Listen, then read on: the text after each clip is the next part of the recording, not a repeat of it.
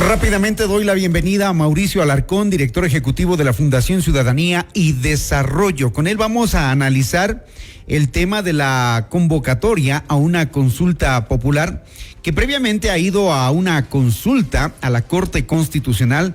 8 preguntas, reformas a la Constitución que buscan dar una especie de respiro, de oxigenación, un salvavidas para estos problemas que el presidente no los ha podido solucionar hasta hoy y que quiere que la ciudadanía se pronuncie si es que los jueces de la Corte Constitucional le dan, por supuesto, el visto bueno.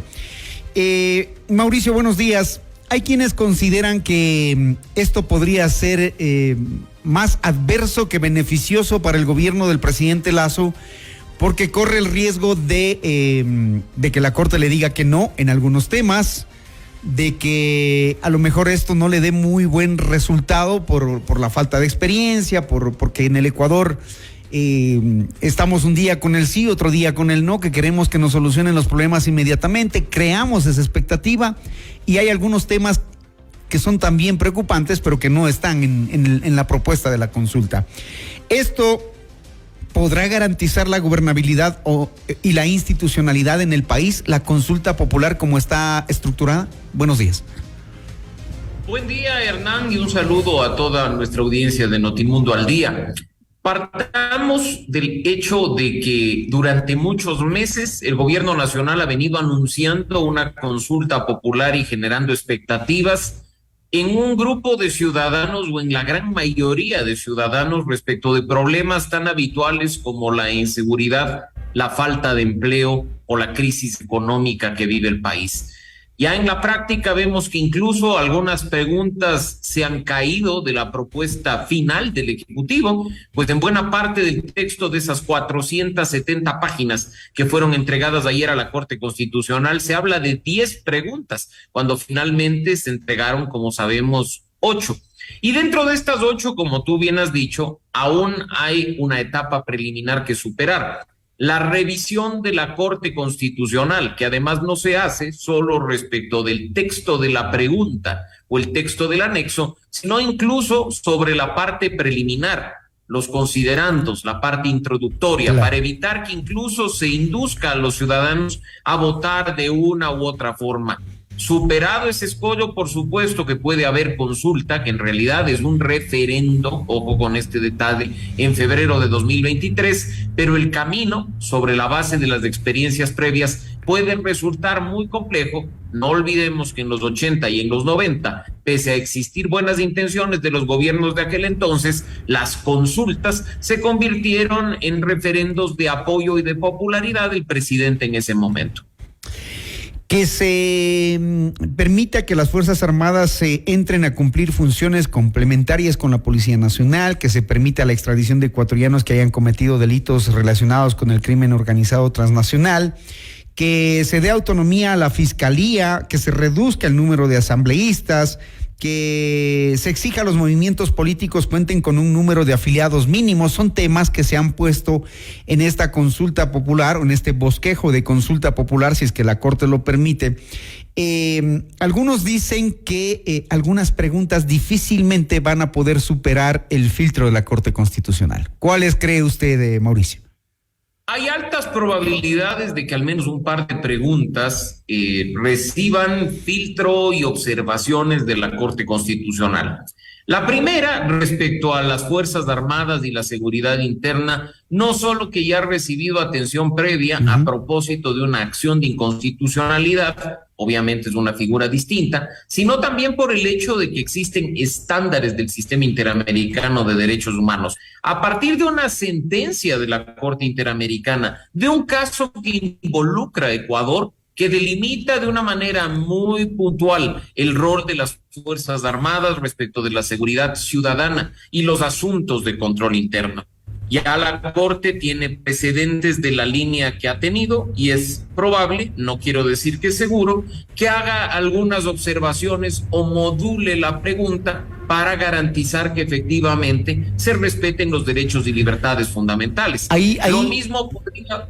ahí hay un precedente también de la Corte Interamericana de Derechos Humanos que señalaba que un plebiscito no puede validar una norma anticonvencional, dicen ellos. Pero, ¿y la realidad que vive el Ecuador? Ello, Hernán, es importante decir que no solo ello, porque parte de lo que mencionaba yo sobre la relación de Fuerzas Armadas y Seguridad Interior, el uso de la fuerza por parte de las Fuerzas Armadas, forma parte de la sentencia del caso Zambrano Vélez contra Ecuador, dictada por la Corte Interamericana de Derechos Humanos. En mayo del año pasado, la Comisión Interamericana celebraba, por ejemplo, la sentencia de la Corte Constitucional que declaró la inconstitucionalidad de normas relacionadas precisamente con la participación de las Fuerzas Armadas. Habrá quienes digan que en este caso, claro, fue la inconstitucionalidad de una norma inferior, pero hay que decir que lo resuelto por la Corte se lo hizo a la luz de los estándares interamericanos de la materia, es decir, aquellos estándares que en nuestro ordenamiento jurídico están al mismo nivel que las disposiciones de nuestra Constitución. Ahora, Mauricio, habrá quienes piensen que, claro, un caso o digamos algunos casos que han resultado contra norma constitucional no se compadecen con la realidad de inseguridad que está viviendo el país. Hay gente que dice que ya los jueces de la Corte Constitucional deberían dejar sus guardaespaldas y salir a caminar para ver la realidad que se vive en las calles. Por ejemplo, como para tomar una decisión de ver si eso no es necesario cambiar de criterio.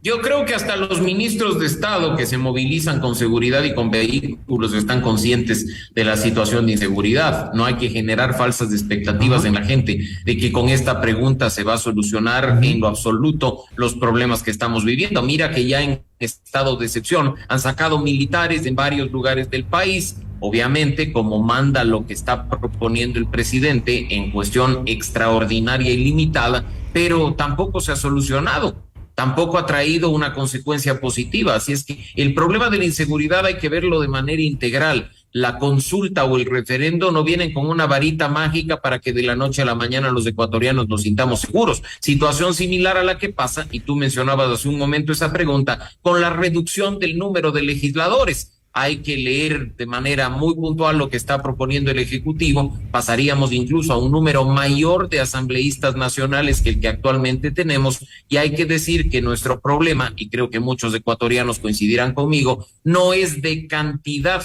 sino de calidad. Mientras no mejore la calidad de la representación, podremos tener 80, 100, 120 o 500 que tendremos los mismos problemas que hoy enfrenta nuestro órgano de representación por excelencia. El gobierno, con los temas planteados, lo que tiene es un reto por comunicar bien, por hacerle entender a la gente exactamente qué es lo que está proponiendo, casi que dibujarnos las reformas constitucionales. Y allí pues como que no es muy bueno el señor Lasso. La comunicación ha sido uno de los puntos más débiles del gobierno durante estos meses de la primera etapa de funciones de Guillermo Lasso. En una consulta, en un referendo, hay que comunicar bien y hay que tener en consideración además que la papeleta que podríamos recibir los ciudadanos en febrero de 2023 no trae únicamente las preguntas, sino también, como recordarán ustedes, la más reciente, la de 2018, sus anexos. Y por citar un caso, la pregunta 6, la delimitación de funciones del Consejo de Participación Ciudadana y Control Social, tiene en la propuesta del Ejecutivo 12 páginas de anexos, textos interminables que, si bien es cierto la ciudadanía difícilmente los lee al momento exacto de rayar la papeleta, puede generar confusión, desidia y provocar un efecto contrario al que creo muchos ecuatorianos queremos, que es limitar las atribuciones de este órgano que únicamente se ha convertido en un espacio de pugna política para designar autoridades o encargar instituciones y manipularlas a su antojo. Así es que en un proceso de este tipo, más allá de la correctísima redacción y los filtros de la Corte Constitucional, como tú bien lo has dicho, Hernán, hay que ser clave en comunicar, en decirle a los ecuatorianos que busca la pregunta sin palabras rebuscadas o complejas propias de los abogados, y simplemente buscar una salida fácil que no sea la del clásico eslogan de tantas veces sí o tantas veces no, sino permitir que los ciudadanos incluso puedan sacar sus propias conclusiones. Muy bien, muchísimas gracias a Mauricio Alarcón, director ejecutivo de la Fundación Ciudadanía y Desarrollo. Todos tenemos el reto de informarnos, de comunicar también, de trasladar la información adecuada, de guiarle a la ciudadanía. Esperemos que califiquen las preguntas y luego de eso vendrá el proceso de información y comunicación. Gracias, Mauricio Alarcón. Esto es Notimundo al Día.